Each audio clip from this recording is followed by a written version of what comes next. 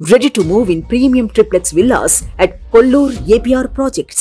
Big breaking చూస్తున్నాం. ఢిల్లీ మద్యం విధానానికి సంబంధించిన మనీ లాండరింగ్ కేసులో అరెస్ట్ అయిన ఢిల్లీ సీఎం అరవింద్ కేజ్రీవాల్ కస్టడీని రౌజ్ అవెన్యూ కోర్టు పొడిగించింది. ఈ కేసులో 15 రోజుల జ్యుడిషియల్ కస్టడీ విధిస్తూ కోర్టు ఉత్తర్వులు వెలువరించింది. వారం రోజులుగా ఈడీ కస్టడీలో ఉన్న ఆయనకు ఇప్పుడు కోర్టు జ్యుడిషియల్ రిమాండ్ విధించింది. దీంతో అధికారులు తిహార్ జైలుకు తరలిస్తున్నారు. సీఎం హోదాలో తిహార్ జైలుకు వెళ్తున్న మొదటి సీఎంగా కేజ్రీవాల్ నిలిచారు. ఈ కేసులో కేజ్రీవాల్ మార్చి 21వ తేదీన ఈడీ అధికారులు అరెస్ట్ చేసిన విషయం తెలిసిందే. అనంతరం ఆయన కోర్టులో హాజరుపరచగా తొలుత 7 రోజులు, ఆ తర్వాత 4 రోజుల పాటు ఈడీ కస్టడీకి న్యాయస్థానం అప్పగించింది.